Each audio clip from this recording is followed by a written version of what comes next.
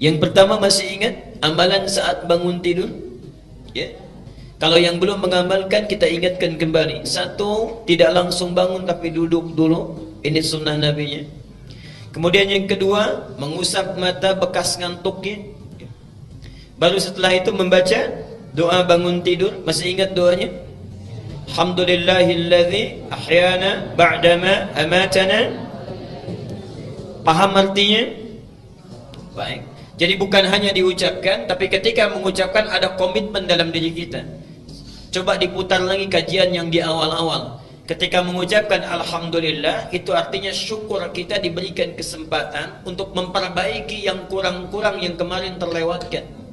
Karena itu setelah sholat astaghfirullah, bangun tidur Alhamdulillah. Karena kemarin mungkin ada dosa yang belum sempat diselesaikan, salah pada kawan yang belum minta maaf, utang yang belum dilunasi. Allah kasih kesempatan lagi sekarang untuk hidup. Kalau sudah diberi kesempatan masih berbuat salah juga, dengan cara apa lagi mesti diberi kesempatan? Karena itu kita bersyukur saat mulai bangun. Alhamdulillahilladzi ahyana. Ya Allah, saya syukuri segala nikmat ini. Engkau hidupkan kembali saya setelah Engkau wafatkan sementara. Berjanji kita, ba'dama amatana wa ilaihin nusyur. Kalimatnya pakai nusyur. Nusyur itu artinya beraktivitas, bersiap-siap untuk kembali pulang. Kembali pulang, terhimpun kembali kepada Allah. Artinya kita berkomitmen ketika mengatakan doa itu, seakan-akan mengatakan, ya Allah, terima kasih diberi kesempatan lagi hidup. Saya akan perbaiki kualitas kehidupan saya hari ini, berbeda dengan yang kemarin. Kalau yang kemarin sholat fardu saya, para ayah, baru sekali berjamaah di masjid, hari ini 5 kali saya tunaikan di masjid.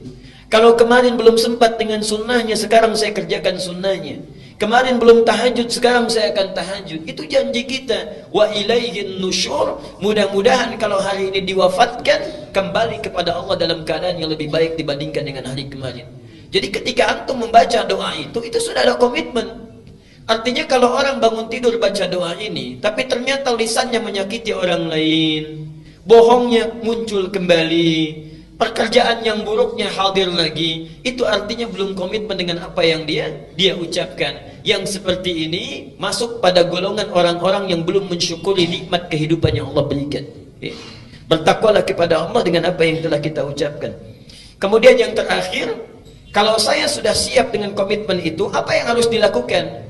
Diberikan tuntunan di 10 ayat terakhir di surah Ali Imran. 10 ayat terakhir di surah Ali Imran. Sudah hafal insyaallah? Alhamdulillah. Baik ya. Insyaallah ya, ada yang siap, ada yang senyum, ada yang tertawa. Ini artinya indikasi yang beraneka ragam insyaallah. Baik. Dalilnya tentunya yang lebih lengkap ada di Abu Dawud nomor hadis 1367, ini dari Ibnu Abbas. Kalau ini sudah dilakukan selesai, kemudian kita bangkit. Lalu amalan selanjutnya mencuci kedua telapak tangan kita, kemudian bersiwak atau menggosok gigi, kemudian berwudu, menyempurnakan wudu, bersiap menunaikan tahajud.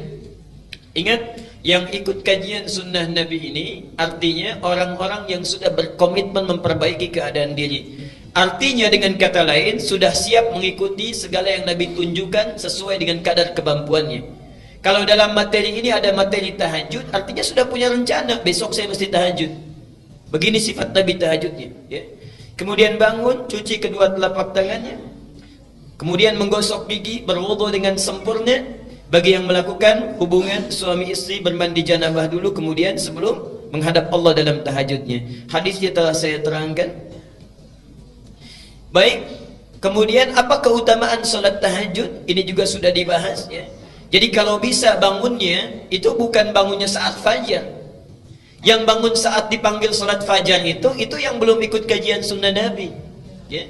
Yang belum ikut kajian sunnah Nabi itu dibangun saat dipanggil saat fajar. Misal adzannya subuh 4.25. Yang belum ikut kajian sunnah Nabawi 4.25 dipanggil, saat itu dia bangun. Yang ikut kajian sunnah Nabi sebelum dipanggil sudah bangun. Ya.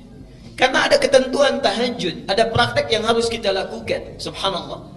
Nah, yang belum ikut taklim sama sekali, dipanggil 4.25, datang jam 5 lewat 24. Nah, itu barangkali mesti diperbaiki ya.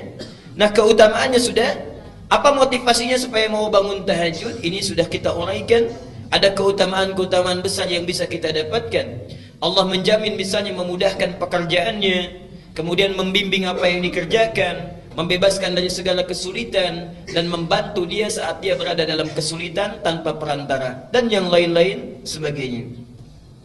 Sifat tahajud Nabi ini sudah pernah kita bahas. Jadi antum kalau mau tahajud, bagaimana cara Nabi tahajud? Ini sudah saya uraikan, ya. Bagus dan panjang bacaannya, silahkan pilih sesuai dengan kemampuan. Kadang Nabi menunaikan 11, kadang Nabi menunaikan 13, tapi semua dilakukan dengan penuh kekhusyuan. Kadang dilakukan pertengahan malam, kadang di akhir-akhir malam. Kalau awal malam, rumusnya antum bangun, sholat kemudian istirahat dulu, dan bangun lagi bersiap-siap untuk fajar. Kalau rumusnya di sepertiga malam, maka tidak ada jeda untuk tiduran lagi, ya. Itu barangkali untuk mengingatkan.